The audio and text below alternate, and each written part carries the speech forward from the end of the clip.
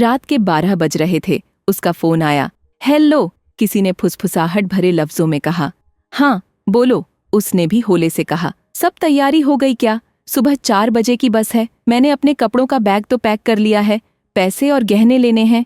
अपने सब डॉक्यूमेंट भी ले लेना। हो सकता है दोनों को नौकरी करनी पड़े। नया घर संसार जो बसाना है। ओके, मैं सब कुछ लेकर तुम्हें कॉल करती हूँ। उसने सबसे पहले माँ की अलमारी खोली और उसमें से गहनों का डिब्बा निकाला। अपने लिए बनवाया गया मंगलसूत्र बैग में डाला। अंगूठी और झुमके पहन लिए। चूड़ियों का डिब्बा उठाकर बैग में डाल रही थी कि माँ की तस्वीर नीचे गिर पड़ी। उसे याद आया, माँ की बरसों की इच्छा थी सोने का चूड़ा पहनने की, मगर जब पापा का एरियर मिला था तो जो चूड़ा बनवाया गया वो माँ ने ये कहकर उसके लिए संभाल कर रख दिया था कि जब बिट्टू इंजीनियरिंग करके नौकरी लग जाएगा तब खूब सारे बनवा लूंगी। अभी तो तेरी शादी के लिए रख लेती हूँ। मेरी लाडो कितनी सुंदर लगेगी इसमें। उसने तस्वीर वापस अलमारी में रखी और चूड़ा बैग में रख लिया। अब बारी थी नकदी की। घर में 75,000 पड़े थे। पापा कल ही बैंक से एजुकेशन लोन लेकर आए थे। बिट्टू का IIT का दूसरा साल चल रहा था। घर के रुपये पैसे का हिसाब और चाबी उसी के पास रहती थी। पापा हमेशा कहते हैं, जब ये पैदा हुई उससे पहले मैं स्टेशन पर कुल्ली का काम करता था। जैसे ही ये पैदा हुई मेरी सरकारी नौकरी लग गई। यही मेरे भाग्य की देवी है, मेरी लाडो बेटी। उसने अपने सभी डॉक्यूमेंट बैग में रख लिए। अब उसे चेक करना था कि घर में कोई जाग तो नहीं रहा है ना, सब सो तो रहे हैं ना। सबसे पहले उसने बिट्टू के कमरे के दरवाजे से अंदर झांका। बिट्टू अभी तक पढ़ रहा था। उसकी खाने की थाली वैसे ही ढकी पड़ी थी जैसी वो रख कर आई थी।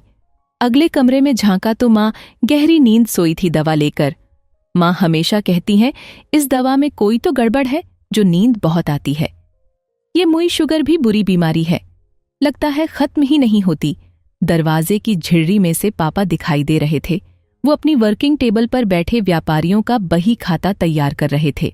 अभी कुछ दिन पहले ही उन्होंने ये नया काम ढूंढा था। पापा कहते हैं, कॉमर्स पढ़ा हूं, वही खाते भूलने लगा था। चलो इससे भूलूंगा भी नहीं और एक्स्ट्रा इनकम भी हो जाएगी। सब अपने काम में व्यस्त थे। वो अपने कमरे में आई और उसे फोन लगाया। सब रास्ते साफ हैं, सब अपने काम में लगे हैं। मैं चुपचाप घर से बाहर निकलूंगी, उससे पहले फोन करके बता दूंगी। अच्छा, तुमने सारे गहने और पैसे ले लिए ना? हाँ ले लिए। तुम बार बार गहनों और पैसों का क्यों पूछ रहे हो? मैंने कहा न ले लिए। अरे बेबी, वो इसलिए कि नया घर संसार बसाना है। नई जगह जाते ही काम थोड़े मिल जाएगा, तो हमें घर के रूटीन कामों के लिए पैसा तो चाहिए ही। मेरा मोबाइल भी बहुत पुराना है, मुझे नया मोबाइल भी लेना है। और फिर मैं कोई न कोई नौकरी पकड़ लूंगा जिससे हम आराम से जिंदगी गुजारेंगे। सुनो, एक बात पूछूं, क्या तुम में इतनी हिम्मत नहीं कि मुझे कमाकर अपने पैसे से रख सको, खाना खिला सको? ऐसी बात नहीं है बेबी, तुम बिन रहा नहीं जाता। और हम जाते ही मंदिर में शादी कर लेंगे और काम मिलेगा तो आराम से जिएंगे ना। सुनो, तुम एक काम करो, अभी भागने का प्लान कैंसिल करते हैं। पहले तुम काम करो और इतना पैसा कमाकर इकट्ठे कर लो कि 2 महीने तक काम न भी मिले तो हमें भूखे मरने की नौबत न आए। जैसे ही तुम पैसा इकट्ठा कर लोगे हम भाग चलेंगे। तब तक इंतजार करो। 2 महीने तक न कर पाए तो मुझे भूल जाना। अरे बेबी, बात तो सुनो। लड़की ने फोन काट दिया। वो अपने पिता के कमरे में झांक आई। वो अभी भी बही खाता कर रहे थे।